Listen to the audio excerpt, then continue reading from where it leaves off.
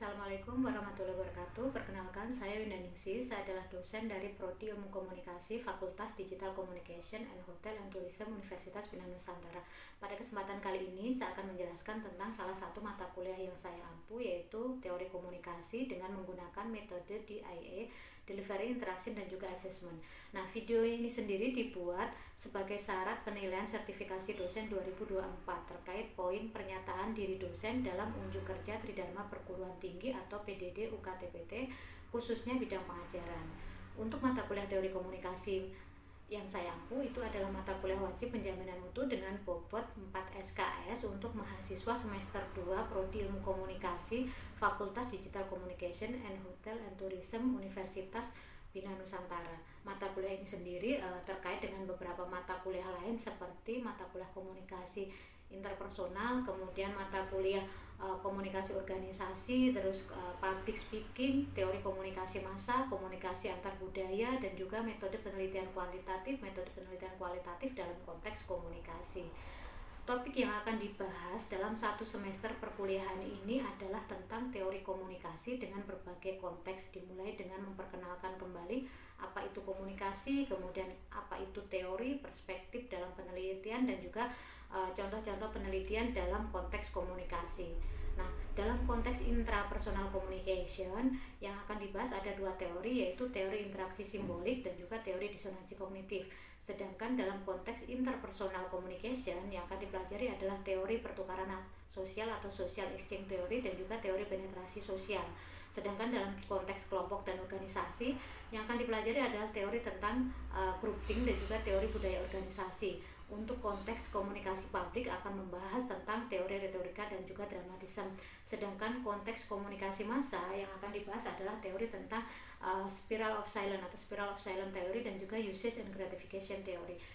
Kemudian dalam kajian budaya dan juga keragaman atau keberagaman akan membahas teori negosiasi wajah dan juga teori akomodasi komunikasi. Capaian pembelajaran lulusan atau CPL dalam mata kuliah ini adalah sebagai berikut. Pertama adalah membantu siswa memahami meresapnya teori dalam kehidupan sehari-hari, kemudian mengungkap proses teoritis dari sebuah teori. Yang ketiga adalah membantu siswa menjadi lebih sistematis dan juga kritis dalam pemikiran mereka tentang teori dan penelitian. Mata kuliah ini juga fokus pada hubungan antara teori dan pengalaman sehari-hari yang dapat membantu siswa menjadi pemikir kritis dan juga berwawasan luas. Sedangkan capaian pembelajaran mata kuliah atau CPMK ada 3, yaitu pertama, siswa mampu mendefinisikan kasus komunikasi dalam kehidupan sehari-hari berdasarkan konteksnya. Yang kedua, siswa mampu mengidentifikasi kasus komunikasi dalam kehidupan sehari-hari dengan konsep dan teori komunikasi yang relevan.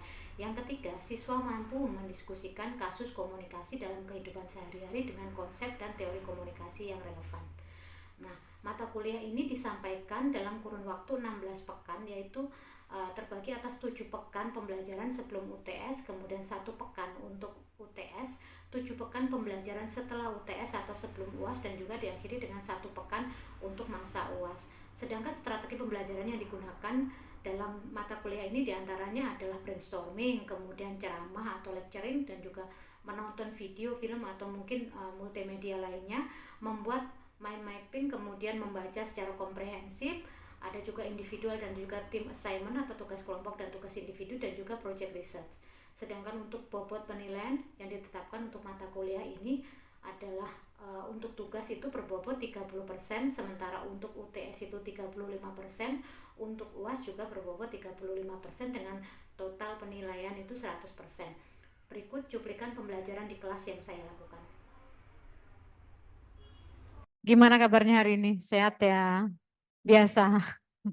Baik, ini adalah sesi kita yang berapa? Terakhir ya, sesi 2526, yang mana ini adalah pertemuan yang ke-13 untuk perkuliahan kita. Kita akan mempersiapkan untuk UTS, setelah ini kita akan UTS ya.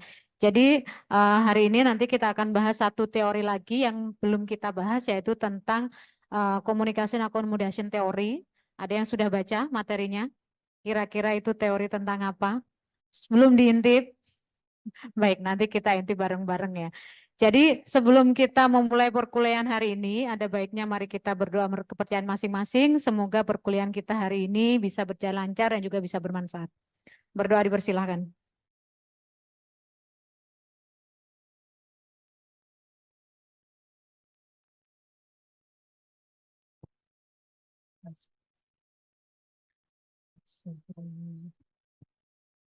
Jadi untuk kali ini kita akan membahas communication accommodation theory. Kira-kira teori ini tentang apa? Ada yang sudah lihat? Caca? Danis? Silakan. Nggak tahu, Bu. Oh, nggak paham, Bu. Lindia? Oke, belum baca. Ada yang sudah baca? Belum baca sama sekali nih. Baik, kalau belum baca, sekarang saya mau nanya. Kira-kira di sini siapa yang masih punya atau yang di rumahnya itu sering berinteraksi dengan kakeknya atau neneknya atau keluarganya sudah sepuh? Oh, Jesse. Gimana Jesse kira-kira caramu berkomunikasi dengan kakek atau nenek? Dua-duanya, oke. Pakai kata-kata manis. Kata-katanya manis, oke. Hmm, Cara bertuturnya mungkin? Tut- Baik, terima kasih. Ada lagi yang mau sharing pengalamannya? Mbahku itu kan telinganya bermasalah. Ya, dari muda gendang telinganya udah bolong. Jadi kalau kita mimik wajahnya kelihatan marah, itu iya iya aku nak kerung, aku memang tidak gitu. Nanti kalau eh dibilangin apa dinasihatin misal ini ya sama ibuku itu iya iya ngerti ngerti. Tapi waktu ditanya balik emang apa? Aku ngomong apa? Nggak tahu gitu. Terus misal ditulis kan karena nggak dengar kan akhirnya ditulis itu sakit hati Bu, ngambek seharian. Udah jadi kayak susah banget. Jadi kita cuma iya, iya, iya gitu. Begitu juga saya rasa kalau kita berkomunikasi dengan anak kecil ya, mungkin sedikit berbeda ya case-nya. Tapi kalau anak kecil mungkin nggak baper lah, mungkin membuat kita lebih eh, emosi ya, atau kadang lucu, atau kadang anaknya tantrum kalau nggak jelas gitu kan ya. Jadi di sini nanti apa sih sebenarnya communication accommodation theory? Kita akan lihat seperti apa sih teori ini membahas tentang akomodasi dalam proses komunikasi. Ini untuk capaian topik pembelajaran kita. Jadi untuk topik hari ini, capaian yang ingin ingin didapatkan setelah mempelajari ini adalah kalian bisa menjelaskan konsep komunikasi accommodation teori, yaitu terkait dengan adaptasi dan identitas diri sebagai bagian penting dalam berkomunikasi dengan orang lain. Bagaimana sih cara kita beradaptasi dan kemudian identitas diri kita ini menjadi pendanda ketika kita akan berbicara atau berkomunikasi dengan orang lain. Ya karena komunikasi ya memang kalau kemarin kita berbicara tentang masalah negosiasi wajah. Nah, bagaimana kemudian penyesuaian itu dilakukan? Nah, kemudian untuk capaian pembelajaran secara umumnya dia masuk di LO1 ya, masih LO1 mendefinisikan bagaimana komunikasi dalam teori-teori komunikasi dalam kehidupan sehari-hari berdasarkan konteksnya. Yang kedua, untuk LO2-nya untuk mengidentifikasi kasus-kasus komunikasi dalam kehidupan sehari-hari. Sehingga dengan demikian kita bisa menggunakan konsep-konsep teori komunikasi yang relevan dengan fenomena komunikasi yang akan kita temui atau yang akan kita lewati seperti itu. Untuk LO-nya jelas ya. Ini untuk topik kita hari ini ya. Topiknya tadi tentang communication accommodation theory. Untuk subtopiknya nanti kita akan membahas tentang psikologi sosial dan identitas sosial. Kemudian asumsi dari teori akomodasi komunikasi itu sendiri. Ya. Kalau kita bahas teori pasti ada asumsinya karena ini menjadi bagian penting bagaimana terbentuknya sebuah teori. Kemudian cara-cara beradaptasi atau penyesuaian diri dalam komunikasi accommodation teori. Dan yang terakhir adalah over accommodation. Seperti apa sih kenapa kemudian proses akomodasi itu menjadi tidak tepat? Tadi mungkin seperti yang dilakukan Rani. Kakeknya pendengarannya berkurang ketika kita volumenya dinaikkan, beliau tersinggung, sakit hati. Dipakein tulisan, beliau sakit hati juga gitu kan. Mungkin itu di over accommodation. Salah satu yang menyebabkan seseorang itu merasa orang lain memperlakukan dengan cara-cara yang beliau tidak inginkan seperti itu. Jadi nanti akan kita lihat kenapa sih bisa terjadi seperti itu. Baik. Nah ini ya, dalam proses akomodasi komunikasi.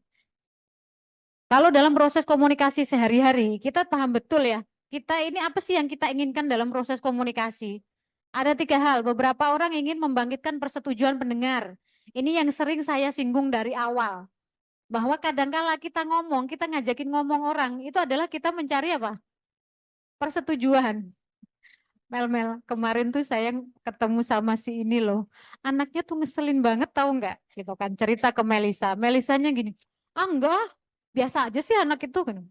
Cerita ke yang lain, kesel deh saya sama si ini gitu. Iya anaknya emang ngeselin. Nah baru kita, nah kita biasanya berhenti kalau sudah dapat persetujuan. Kalau belum biasanya kita ingin kayak mencari semacam penguatan. Yang kedua adalah biasanya kita ingin mencapai efisiensi komunikasi. Ini menjadi hal yang penting dalam proses komunikasi. Efisiensi itu seperti apa sih? Komunikasi menjadi efisien, efektif. Saat ada feedback, kalau feedbacknya bertanya gimana? Kapan efektivitas komunikasi itu tercapai? Kalau ada feedback, kalau feedbacknya pertanyaan ya kita jawab. Kalau ada kesamaan makna. Jadi biasanya feedbacknya itu menunjukkan bahwa makna pesan yang kita sampaikan itu sudah sesuai. Misalnya bisa jadi feedbacknya pertanyaan terkait dengan bagaimana pembahasan atau bagaimana topik yang kita bicarakan. Bisa jadi juga feedbacknya itu dia nanya, tadi ngomongin apa sih? Nah kalau gini udah efektif belum? Belum, tapi dari situ kita tahu bahwa pesan kita nggak nyampe ke dia. Jadi mungkin perlu kita ulangkah atau mungkin perlu kita pertegas lagi seperti itu ya. Terus kemudian yang ketiga adalah ingin mempertahankan identitas sosial yang positif. Nah ini juga menjadi bagian penting ketika kita berbicara masalah akomodasi komunikasi. Identitas sosial yang positif itu adalah terkait bagaimana pengalaman kita ketika kita menjadi bagian dari sebuah kelompok. Gitu kan. Biasanya identitas sosial yang positif adalah identitas sosial yang kita sukai. Dalam artian tuh yang menyenangkan kita, membuat kita senang, membuat kita merasa diterima. Itu adalah identitas sosial yang bersifat positif. Oh istilahnya misalnya kita terlibat dengan banyak permasalahan, kita terlibat dengan apa maksimal di komunitas tersebut.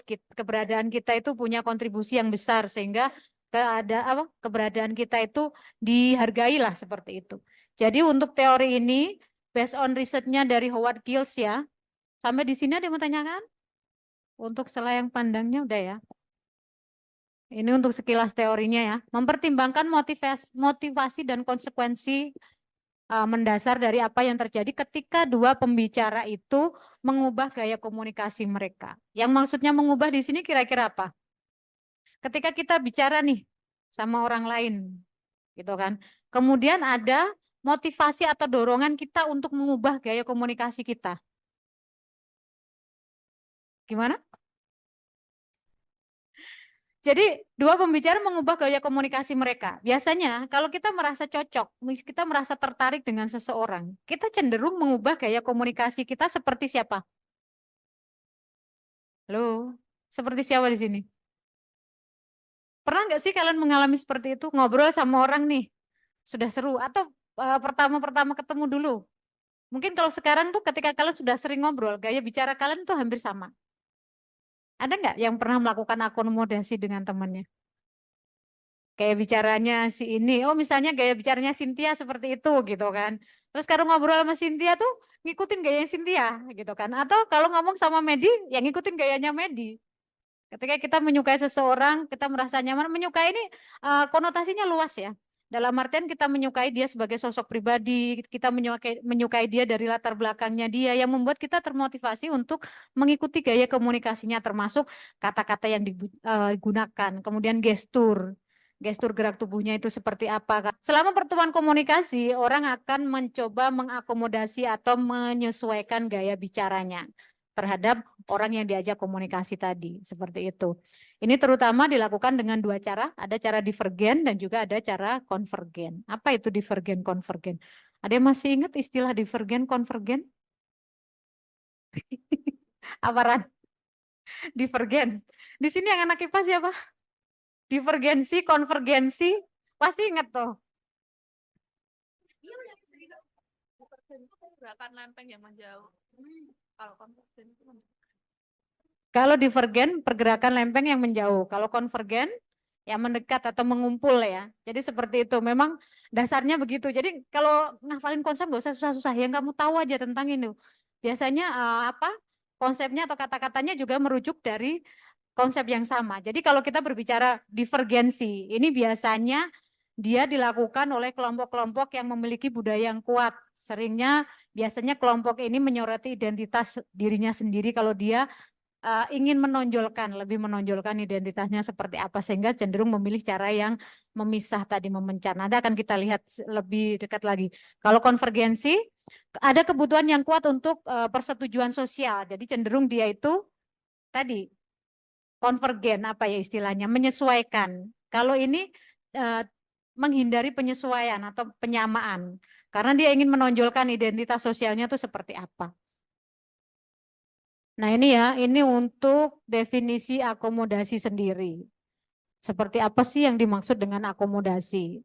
Kemampuan menyesuaikan, kemudian melakukan modifikasi, mengatur perilaku seseorang dalam menanggapi orang lain atau komunikannya. Di sini juga biasanya akomodasi itu dilakukan secara tidak sadar. Biasanya menggunakan skrip kognitif ya. Dalam artian di pikiran kita itu, kita sudah punya skenario kognitif. Oh, kalau ngomong sama Gen Z itu biasanya modelannya kayak gini.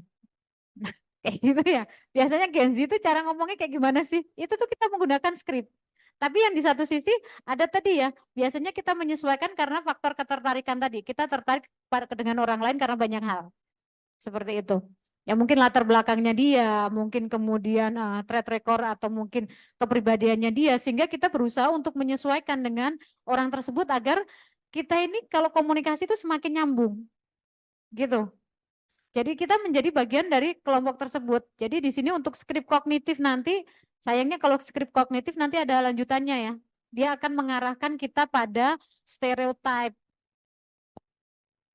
Ini kemudian terkait dengan sosial psikologikal dan sosial identity, identitas sosial dan psikologi sosial. Kita bisa tahu ya, teori ini menunjukkan bahwa konsep diri seseorang terdiri dari identitas pribadi, misalnya bagaimana karakteristik fisik kita, kemudian perilaku psikologis kita, itu yang mengacu pada identitas sosial kita itu seperti apa. Kemudian afiliasi kelompok.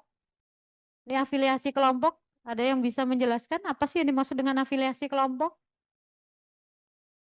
Nadif mungkin afiliasi kelompok apa Div?